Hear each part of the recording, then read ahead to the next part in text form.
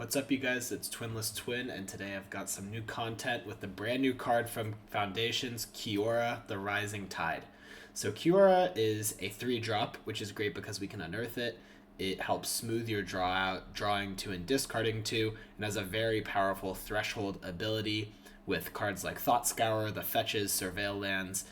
We have a very easy time getting to that threshold and meeting that clause. So whenever Kiora attacks, you make an 8/8 blue octopus creature token. That's very strong, alone making Kiora a must-remove threat, only for us to then unearth Kiora again. So this is the list we're playing. The other piece of the list that we're trying is this Emperor of Bones plus Ulamog the Defiler package. Now that we have more ways to loot cards and kind of set up our graveyard in a fair way, I thought, why not try out, a little bit of a combo finish? So that's exactly what we're doing with Emperor of Bones and Ulamog the Defiler. So let's go ahead and get straight into the match. Okay, so I am a big fan of this hand. One other nice thing about the Emperor of Bones is that it acts as a hate piece for Flage.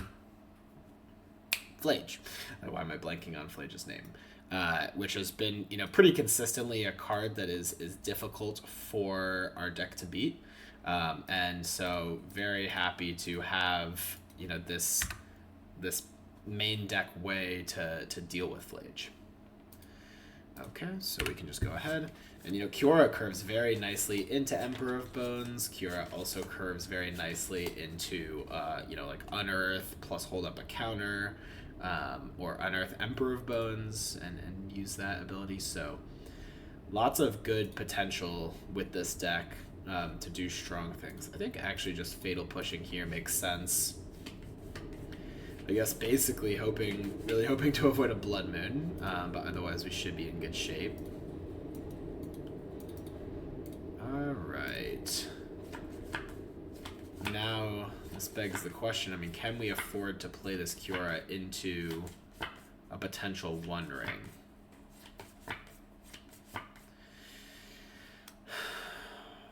They didn't play anything, which does make me think they have removal. It also kind of makes me think they do have the One Ring.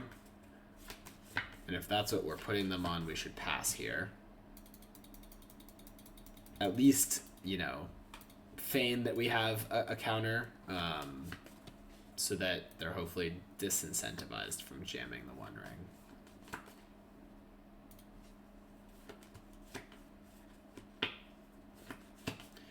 This might be too conservative. The list that we're playing against does have 4 One Rings.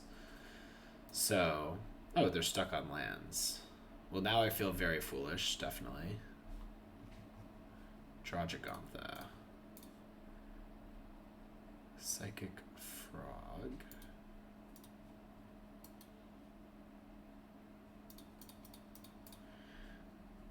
I guess we can slam Kiora here, and if we find like a land, ooh, Fawn is a nice pickup as well. So we'll definitely discard this Oculus, and I think we can discard this Fatal Push at this point. Maybe the Spell Snare is the better card to discard, but I actually, okay, so they shock the land. They decide to discharge Kiora. I'm going to let that resolve. I want to prioritize actually protecting, yikes, okay, Johnny does resolve. Guess having the Fatal Push would have been nice there. Let's do plan Oculus with a Pierce, a Snare, and a Fawn up to protect us.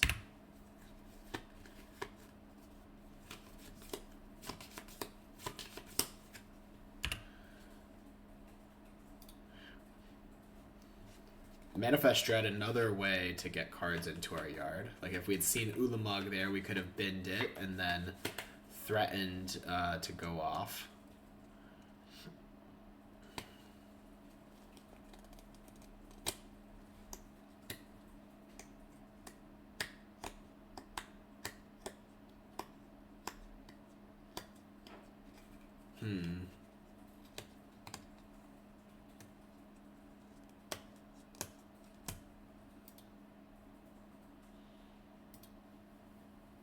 This is a tricky spot. I mean, they could play a land and then play a One Ring. They could just like play Flage. That would be fine. Because we could hard cast this Fawn, or we could pitch cast this Fawn. Pitch cast Fawn, ditching Spell Snare. I mean, the Pierce is pretty dead except for the One Ring, but the One Ring is pretty scary here. The other option is just like sit on this Frog. The punish for that is if they do have Flage, they're just gonna shoot the Frog, and there's, I guess we could turn it up and discard 2 in that case, and then like Emperor of Bones, the Flage, and adapt, and then kill the Johnny. Okay, I'm gonna let this resolve.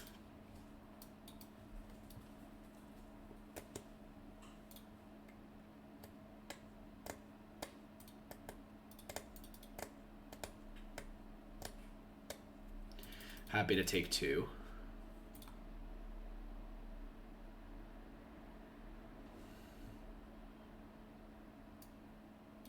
That's fine.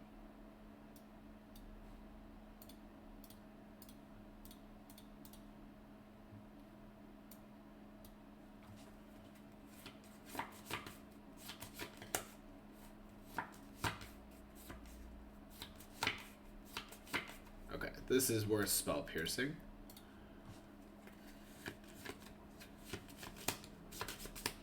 We could just get Kiora back immediately, attack in, and make 8/8. That is an option here.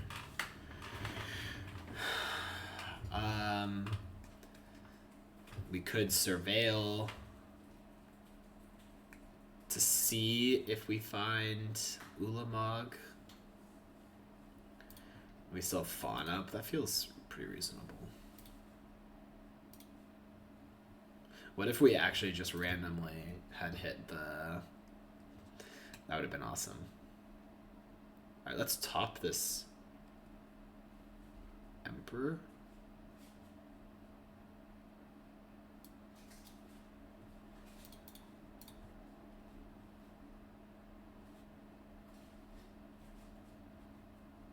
Okay, beginning of combat.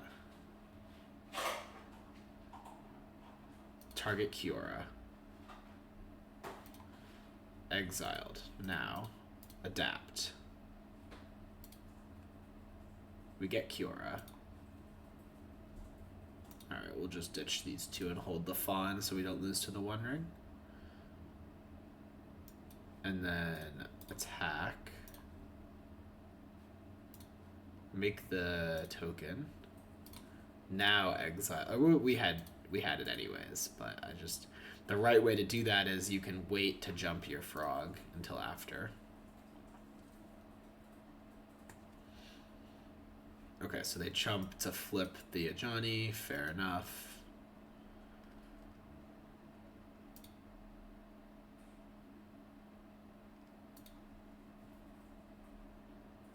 We draw Counterspell. That's a nice pickup. And then end step, we lose our Kiora. Now, the Emperor Bones does continue to shoot stuff. So, like, if they were to play Flage here, they would need to somehow kill the Emperor Bones in order to, boom, Fawn. Got him.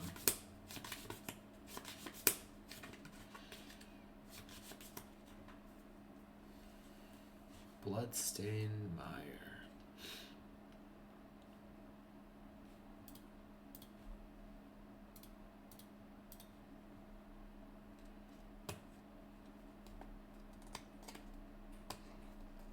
With this counter spell, I think we can just go ahead, attack the,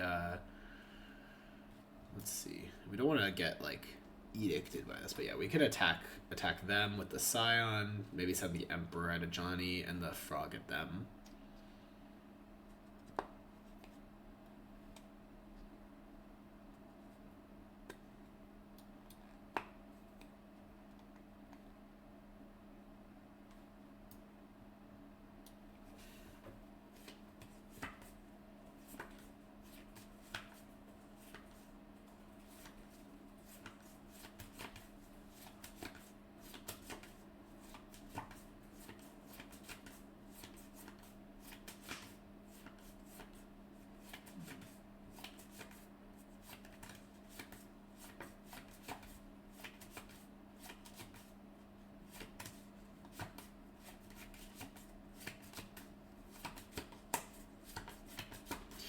Now, one thing that is pretty interesting is like I did notice the play pattern of yeah, we're gonna win this game pretty easily. We have the counterspell too. One thing I noticed was how good Fawn looked. Like, it kind of makes me want the third Fawn main deck, because if you play Kiora against any one-ring deck, they're put in a really tough spot where if they jam the ring and you have one of your 3 Fawns, they could get the 8/8 with Kiora, and that's you know, pretty brutal. So that incentivizes them to kill Kiora, but actually you're pretty happy with them just like killing Kiora when you have a bunch of unearths and, you know, already got the loot, so you're already getting values. So setting up that kind of like tricky spot for the opponent does seem good to me personally, but yeah, I guess we'll see. So I think Counterspell is a pretty easy cut, and like Spell Pierce is probably reasonable, and we'll bring in this Deluge, a Stern Scolding, another Fawn, and I usually like a Consign to Memory, answers the One Ring, and Static Prison, which are 2 of their scariest cards. I don't think we need Shoot the Sheriff or any of this stuff. Pierce is really not bad against them. There's like a chance maybe boarding out the combo is correct against Energy, just because they do have their discharges, but it also depends like how they sideboard for sure. Keeping this might be a death wish, to be honest. Drawing a land definitely doesn't help.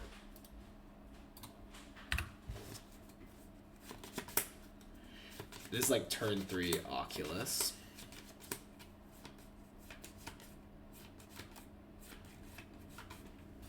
If they dilute their deck at all, like, you know, post-war, if they're focusing on more graveyard hate and stuff, because we have this Reanimator package, that could work to our benefit. Yikes. Okay, let's scour ourselves and hopefully find Fawn. Bones. Okay. I mean, at least having that turn 2 play here is pretty valuable.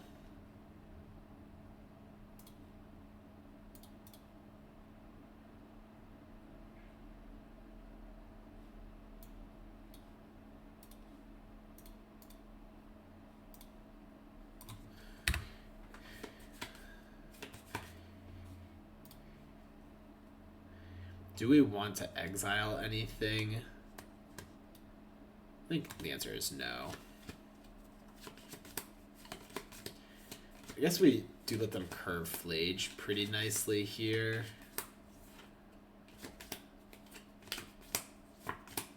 That's okay. All things considered, if they just play Flage this turn, it's not the worst outcome. Johnny is pretty clearly the worst outcome. I think our keep was pretty loose. I actually probably would have sent it back. Now, the more I think about it, like on the draw, on the play, you could get away with something like that potentially, but on the draw, you really want to have a Spell Snare or a Fatal Push in your opening hand. It's pretty close to that simple.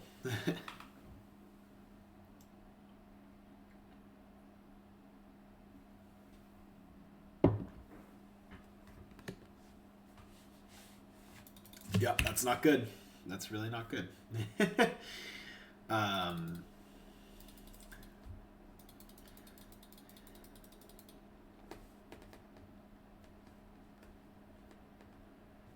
I think we're just dead here. We have no way to answer this Ajani.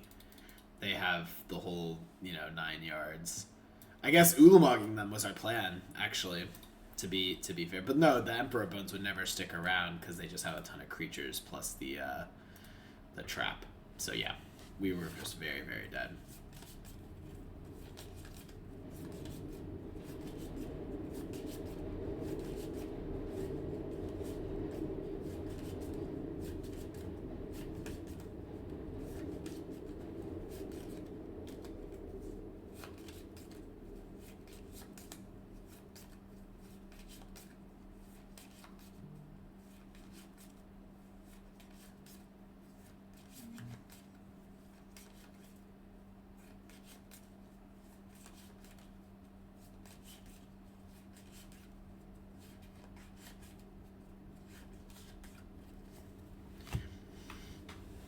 It's possible that Oculus is the worst card.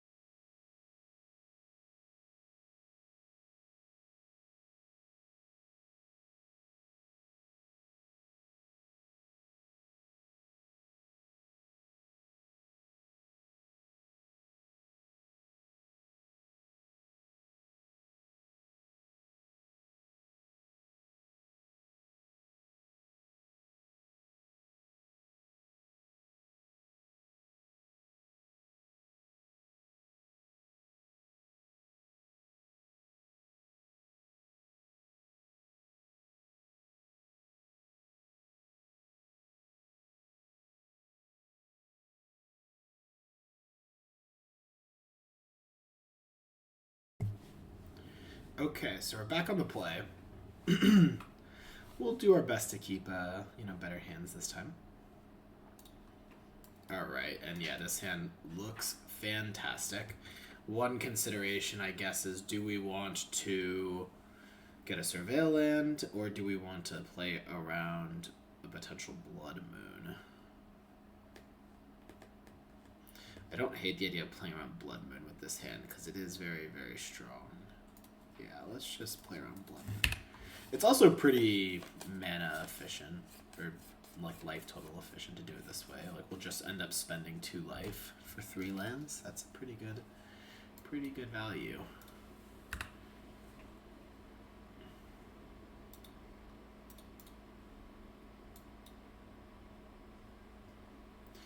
We'll have to see if they have.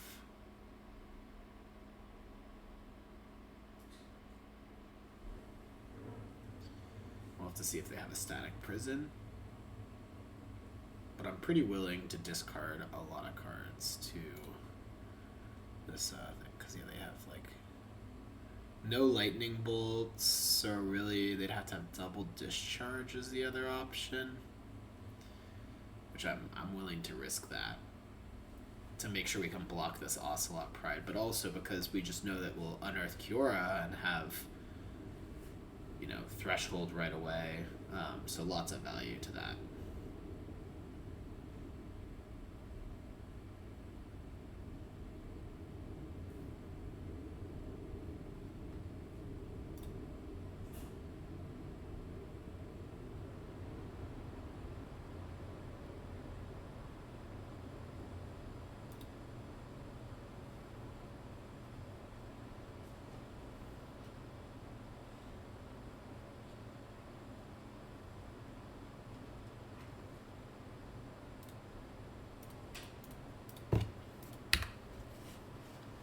All right.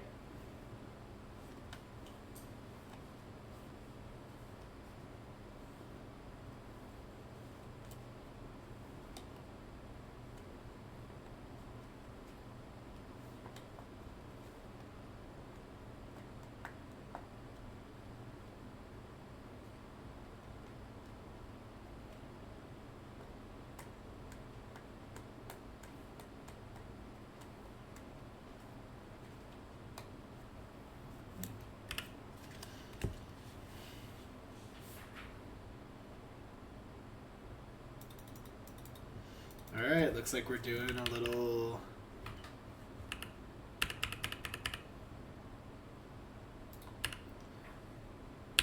bit of gold fishing.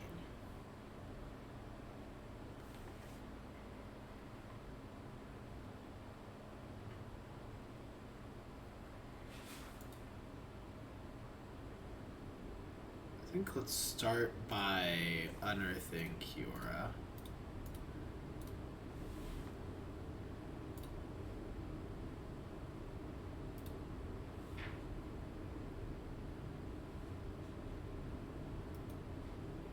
I should have definitely discarded the flooded shredder or the polluted delta.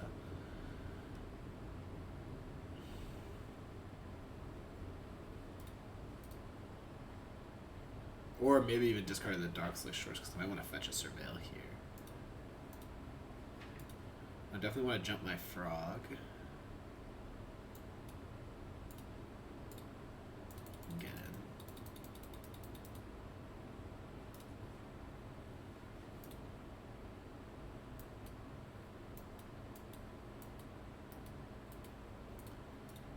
I guess playing Emperor Bone seems fine. Since we drew the second redundant copy.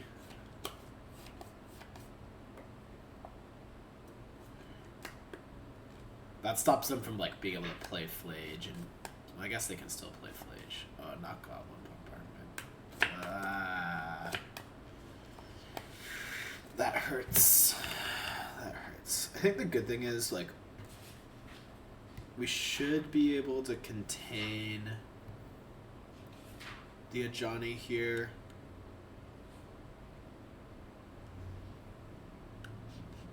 We should be able to kill it with our Psychic Frog, assuming they don't have a Static Prison, like another land. So they can make another... The Ocelot Pride can get in now.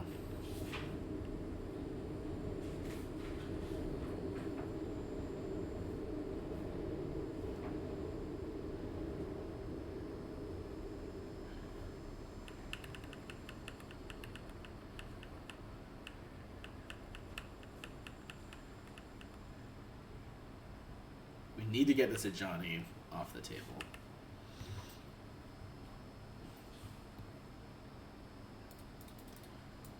One thing, if we draw Ulamog here, we can just go for that. Fatal Push. Start scouring ourselves. Alright, let's exile Unearth, Snare, Scour. I think discarding the land makes the most sense here.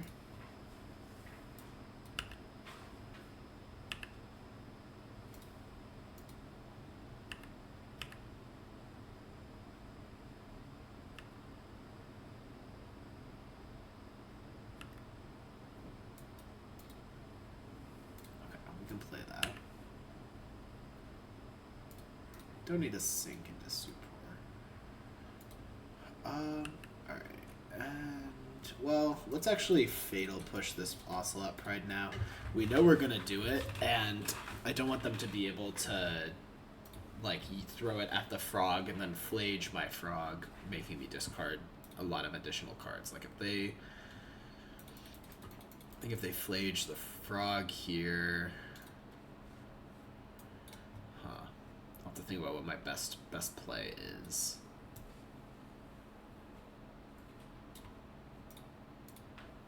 Ooh, wow, they bin Flage.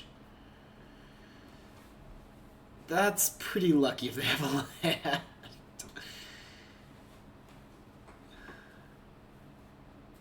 Oh, Blood Moon. Wow. Okay. It's a really interesting play with me already having a frog in play. It does take us off black. Not off blue, though, which could be relevant to tag any of their 2-drops. Alright, let's ditch this Fatal Push and this Emperor of Bones. Just put them on as good of a clock as we can.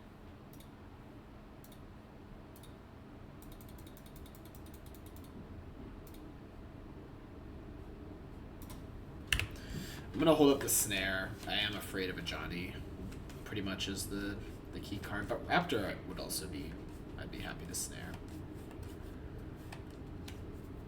It's also just pretty unlikely that like Thought Scouring myself is gonna give me any other plays because they have Blood Moon. So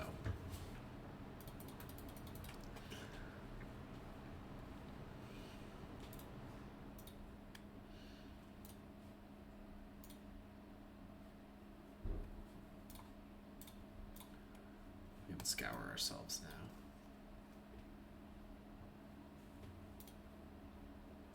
Oh no! We let them double discharge us and we can't... If we discard this card, we get their cat token, but we're off of... Is that worth it? No, it's better to let them keep the cat and hold our spell snare.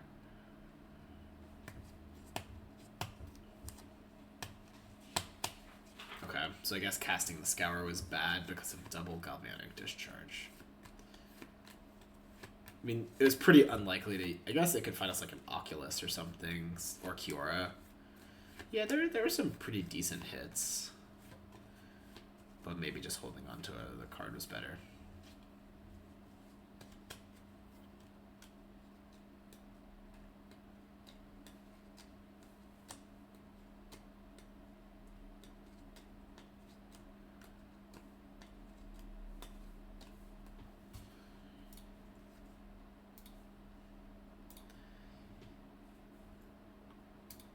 Well, we're only a couple, 5 more lands away from casting this Ulamog, so we've always got that going for us.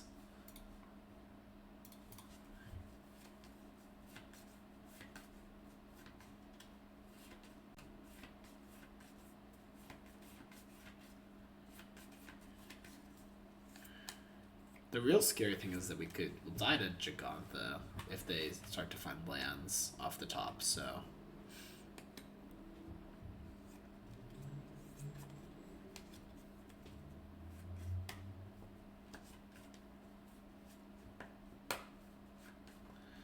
There's a land. I mean, I think drawing Gigantha seems like a pretty clear play, but maybe if they have a 2-drop or something, they play that instead.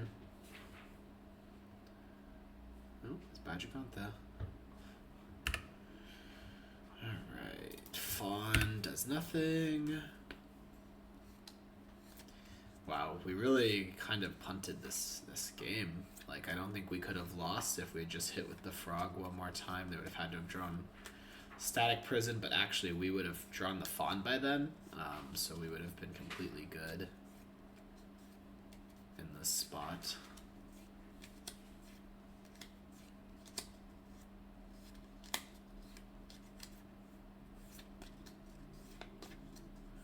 It's not over yet. If they brick on lands and find, like,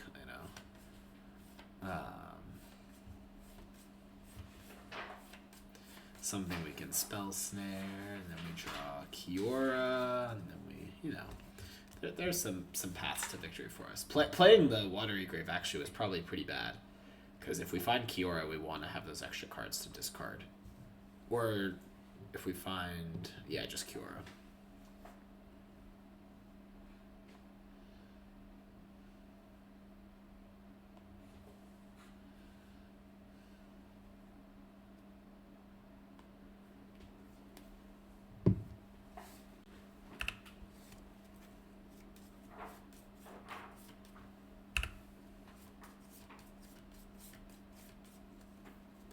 Okay, something that we can spell snare.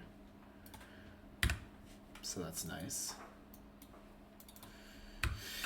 Psychic Frog. Not nice. Not nice. Guess now we have Fawn if they have like a 1 ring.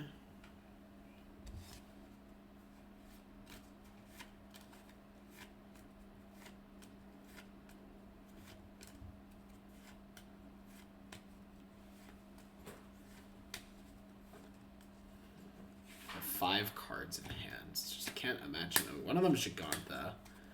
I'm having trouble imagining what the other cards are based on how this is played. They play Gigantha. Okay, this is a problem. If we draw Kiora this turn or Oculus, I'll cycle that. Secret second mode. Oculus. He did draw an Oculus. We haven't seen an Oculus in the top of our deck, so there's still 4 of them in there.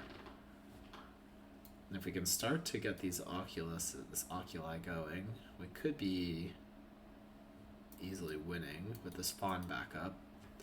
Kiora would be a little bit tighter. I mean, we would get... We probably have to take 6. Or we could block the cat token. I guess we take 5, going to 7, and then attack, get our 8/8.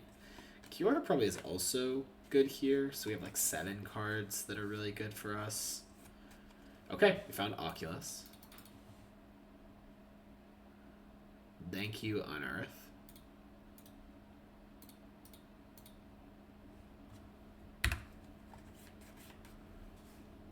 Thank you, Unearth, for cycling. Found another Oculus. Now we're cooking with gasoline, guys. Now we're cooking with gasoline.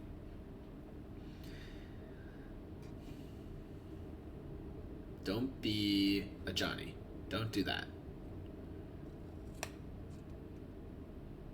Thraben Charm deals damage equal to twice the number of creatures you control.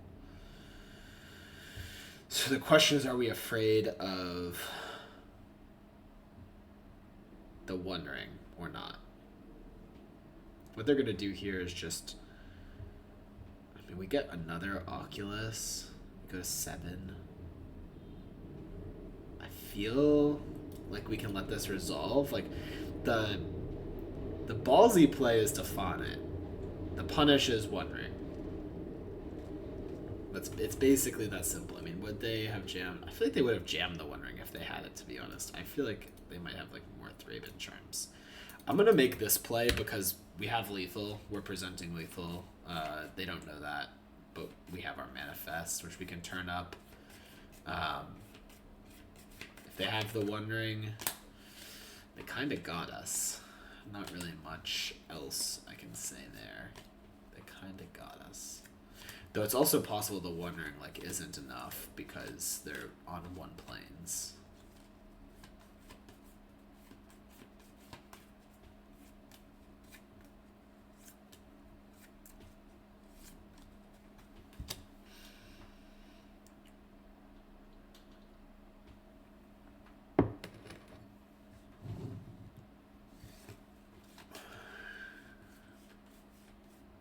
Oh, they do have more planes. Gigantha taps. Wow. So they could have flaged us there. With the Gigantha. Chose not to, though.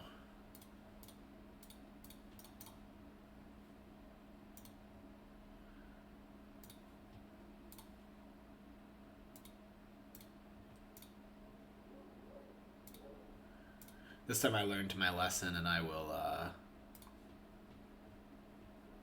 another Oculus? Wow. I guess it's pretty obvious that it's an Oculus if we don't take the Kiora, but, I mean, what are we gonna do? So here comes Flage. Off of Gigantha. Yeah, I think that our Oculus is going to die. Or our manifest is going to die. Now we're in trouble again. Yeah, we are. Gigantha just doing it all here for the opponent. Kiora.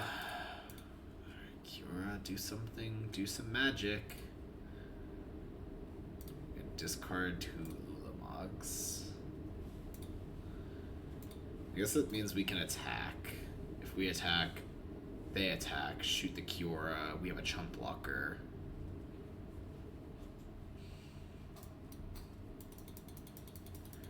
I don't think blocking is getting us anywhere, really. This puts them to 3, but then they go right up to 6. We're gonna be just short.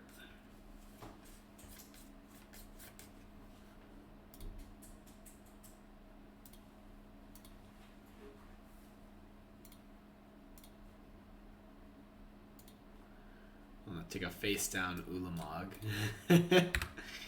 Oh, they have Static Prison. Oh man, the Gigantha casting Flage ends up beating us. And if we had just fetched a swamp earlier, like I played around the... I played around that Blood Moon earlier in the match, but this time I didn't, and I got punished for it. It's tight things like that that can really determine the outcome of an energy match. So not surprised that we had a pretty close set there. Well, this is only a 59 cards. That's not right. What happened to one of the cards? What's missing here?